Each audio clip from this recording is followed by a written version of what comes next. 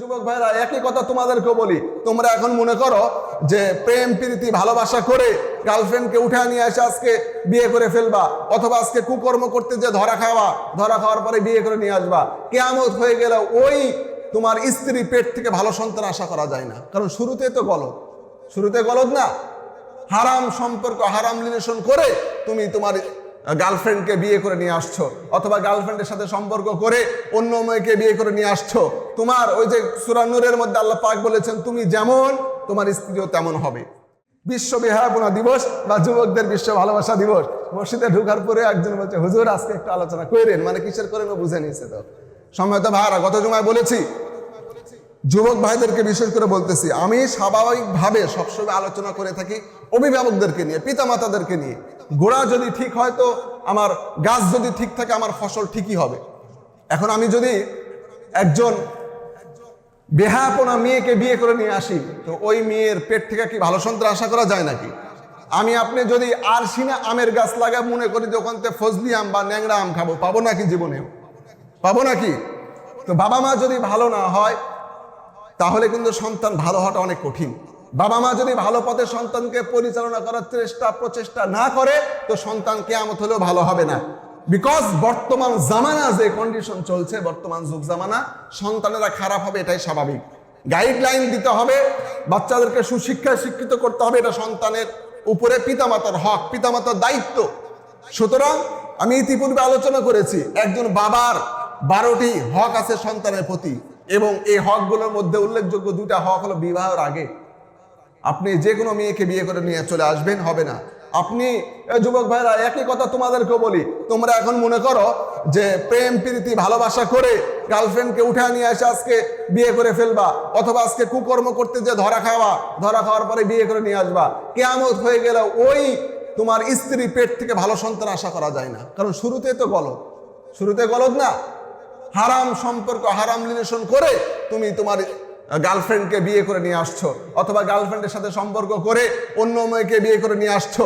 তোমার ওই যে সূরা নূরের মধ্যে আল্লাহ পাক বলেছেন তুমি যেমন তোমার স্ত্রীও তেমন হবে।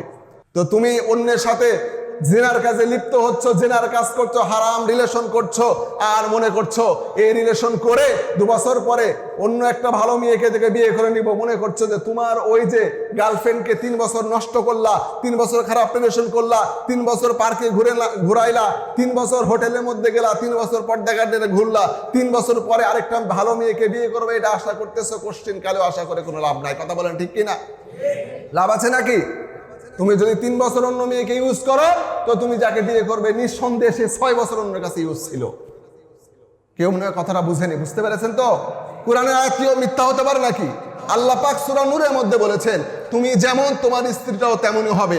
তুমি যদি 2 বছর 5 বছর 1 বছর যাবত বারবার 31st নাইট রাত্রে আর এইদিকে 14 ফেব্রুয়ারি রাত্রিগুলোতে গার্লফ্রেন্ডকে নিয়ে প্ল্যান করে পরিকল্পনা করে খারাপ কাজ করো, গুনার কাজ করো, ফাহেসা কাজ করো, আর তুমি একটা সতী সুন্দরী ভালো মেয়েকে বিয়ে করবা, এই আশা কল্পনা মানে কোশ্চিন কালেও করতে পারো না। কারণ আল্লাহ পাক নিজেই বলেছেন তুমি যেমন তোমার স্ত্রী হবে তেমন। তুমি অন্য নারীর সাথে যেমন শুয়েছ, অন্য নারীকে খারাপ ভাবে ব্যবহার করেছ, তো তুমি যাকে বিয়ে করবা সেও অন্য কোনো পুরুষের সাথে খারাপ আচরণ করে এসেছে। ঠিক কিনা বলেন? সুতরাং যুবক, তোমাদেরকে গত সপ্তাহেও বলেছি, আজকেও বলছি, তোমরা মেহেরবানি করে সতর্ক হও, এই বিশ্ব বেহায়াপনা দিবসে কোনো দিবস পালন করো না। আমি গত কয়েকদিন ধরে এই ব্যাপারগুলো নিয়ে আলোচনা বিভিন্ন মুফাসসিরগণের শুনছিলাম মোবাইলে। তো আমাদের আব্দুল হাই মোহাম্মদ সাইফুল্লাহ, আমাদের নওগাঁর যিনি ভাই সাহেব, উনি একটি গত জুমার আলোচনাতে উনি বলেছে বিষয় যদি আমরা 14 ফেব্রুয়ারি ব্যাপারে পদক্ষেপ নেই তাহলে আস্তে আস্তে 1 বছর 2 বছর 3 বছরের মধ্যে আমাদের এই বিশ্ব বেহায়াপনা দিবসটা কিন্তু মুসলমানদের কাছ থেকে অন্তত চলে যাবে। উনি যে ব্যাপারগুলো উল্লেখ করছিলেন তা আমিও অ্যাড করে কম বেশি করে আমি যে ব্যাপারটা ভেবেছি বা মানে আমার মনে হয়েছে এগুলো করলে কিন্তু আমাদের মাধ্যম দিয়ে আস্তে আস্তে বিশ্ব বেহায়াপনা দিবসটা চলে যাবে। 1 নম্বর হলো বাবা মাকে সতর্ক হতে হবে। 1 নম্বর পদ্ধতি দেখেন, বিশ্ব ভালোবাসা দিবস আমাদের সন্তানের অবনতির দিবস। এই দিবসটাকে আমরা কিভাবে পরিহার করতে পারি? কয়েকটা মাধ্যম হতে পারে। 1 নম্বর মাধ্যম হলো প্রত্যেক বাবা মাকে মানে একদম রেড সিগন্যাল পর্যন্ত সতর্ক হতে হবে, এ দিনে যেন আপনার সন্তান কোনোভাবে বাড়ির বাইরে না যেতে পারে। বাড়ির বাইরে না যেতে পারে, আগে পরের দিন সহ হতে পারে। 31st নাইটের দিন আমি সেম কথা বলেছি। দ্বিতীয় নম্বর পদ্ধতি এটা হতে পারে যে আমরা শুধু বাবা মা সতর্ক থাকলে হবে না, আমরা যাদেরকে নিয়ে বেশি প্রবলেম সমস্যা তাদেরকে সঠিক হতে হবে, ঠিক হতে হবে। আমরা যুবক ভাইরা যদি মনে করি 31st নাইট পালন করব না, বিশ্ব বেহায়াপনা দিবস, বিশ্ব ভালোবাসা দিবস 14 ফেব্রুয়ারি পালন করব না, তো করবে কে? বুড়ে রাজা করবে নাকি? সুতরাং যুবক ভাইদেরকে প্রতিজ্ঞা করতে হবে, যুবক ভাইদেরকে এই কথা বিশ্বাস করে প্রকাশিত করতে হবে, কাজে পরিণত করতে হবে যে আমরা প্রেম ভালোবাসা হারাম রিলেশন করব না। 14 ফেব্রুয়ারি আমরা মুসলমান, সেই জন্য এটা আমাদের কোনো দিবস হতে পারে না। এ প্রতিজ্ঞা করতে হবে, এটাকে বাদ দিতে হবে, বয়কট করতে হবে। তৃতীয় নম্বর পদ্ধতি এমন হতে পারে যে আমরা প্রত্যেকে সোশ্যাল মিডিয়ায় আসক্ত এবং সোশ্যাল মিডিয়ার মধ্যে আমরা সবসময় প্রতিনিয়ত থাকি, ব্যবহার করে থাকি। আমরা সোশ্যাল মিডিয়ার মাধ্যমে প্রচার করতে পারি মুসলমানদের যুবকদের 14 ফেব্রুয়ারি কোনোভাবে পালন করা যাবে না, এটা হারাম। আরেকটা পদ্ধতি, চতুর্থ নম্বর পদ্ধতি এটা হতে পারে, এই কাজ কাম যেগুলোতে হয়, বিশেষ করে আজকের দিনে জিয়া পার্কে যেয়ে দেখবেন, শহীদ জিয়া পার্কে যেয়ে দেখবেন জায়গা নাই, পর্দা গার্ডেনে সন্ধ্যার পর থেকে যেয়ে দেখবেন, মুক্ত মঞ্চের এলাকাগুলোতে যেয়ে দেখবেন মোটরসাইকেল ঢুকাতে পারবেন না, ঢুকতে পারবেন না, এত ভিড় হবে।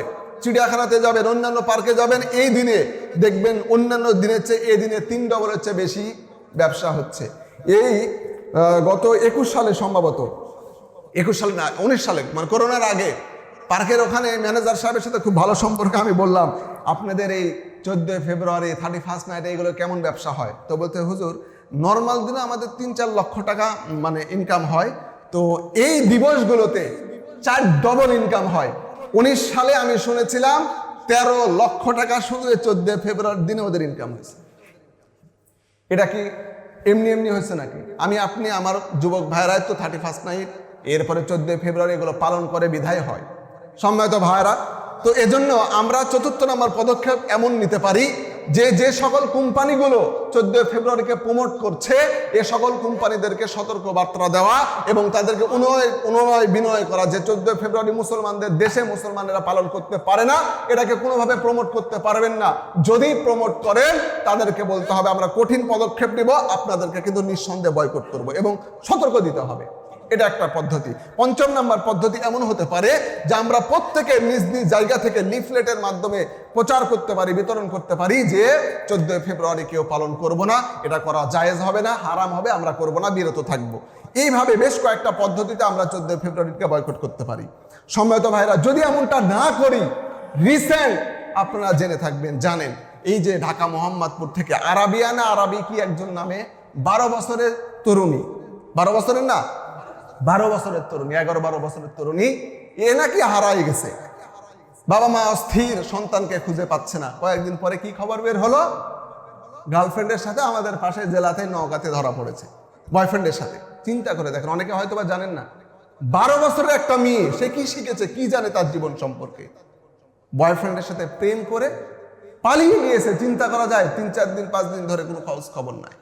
সম্মানিত ভাইরা, এরকম অহরহর ঘটনা আছে। আজকে ঢাকা শহরে যদি থাকতেন দেখতে পাইতেন কি কন্ডিশন চলতে, হোটেলগুলোর অবস্থা কি। এগুলো কিন্তু বাহিরের দেশের ছেলেরা না, আমরা মুসলমান, আমাদেরই ছেলে মেয়েরাই কিন্তু এই সকল অশ্লীল কাজের মধ্যে লিপ্ত হচ্ছে। আমরা যুবকদেরকে সতর্ক করি, নিজেরা সতর্ক হই, বিশেষ করে যুবক ভাইয়েরা। এগুলোর মধ্যে কোনো শান্তি মানে কিচ্ছু নাই, জীবন ধ্বংস ছাড়া অন্য কিছু না। নিজের স্ত্রীকে কেউ অন্য পুরুষের সাথে শুতে দিবে? কেউ রাজি আছেন নাকি? কাউকে যদি বলা হয় যে 1 লাখ টাকা দিচ্ছি, সে যদি তার স্ত্রীকে ভালোবেসে থাকে, অন্য মানে পুরুষের সাথে 1 রাত শুতে দেওয়া লাগবে, এই কথা কেউ জীবনে মেনে নিবে? জীবনে মেনে নিবে? কেউ মেনে নিবে না। সুতরাং অন্তত এ ব্যাপারটাকে খেয়াল করে, তুমি আমি মুসলমান ইমানদার, আমরা কোরআনকে বিশ্বাস করি, এই জায়গা থেকে আল্লাহ বলেছেন যে আমি যদি অন্য মেয়ের সাথে খারাপ কাজ করে থাকি, তো আমার স্ত্রী যে হবে তার সাথেও খারাপ কাজ করা হবে, অন্য পুরুষ করবে, এটা আল্লাহর কথা। সুতরাং আমার স্ত্রীটা যেন ভালো থাকে, সতী থাকে, এটাকে মানে চিন্তা করে হলো খারাপ রিলেশন, খারাপ জেনার কাজগুলো বাদ দিতে হবে। আর কেউ যদি মনে করে যে ওকেই আমি বিয়ে করব, তো বিয়ের আগে তুমি যেগুলো করছো এগুলো কি হালাল নাকি? বিয়েটা কি নিয়তের সাথে সম্পর্কিত?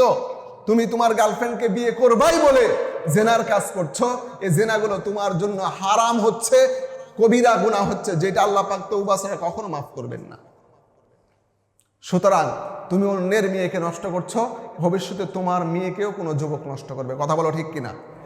অন্তত এই ব্যাপারগুলো খেয়াল করে হলেও আমরা রিলেশনে যাব না, খারাপ সম্পর্কে যাব না। মেয়েরা মেয়েদের মতো সঠিক থাকুক, জায়গাতে ওরা ওদের মতো ভালো থাকুক। আমরা পুরুষেরা ইসলামকে ভালোবেসে, রাসূলকে ভালোবেসে, কোরআনকে ভালোবেসে আমরা এই সকল খারাপ রিলেশন থেকে বেঁচে থাকার চেষ্টা করি। আল্লাহ পাক আমাদের প্রত্যেককে তৌফিক দান করুক। সকলে আল্লাহুম্মা আমিন। ওয়া আখিরু দাওয়ানা আলহামদুলিল্লাহি রাব্বিল আলামিন।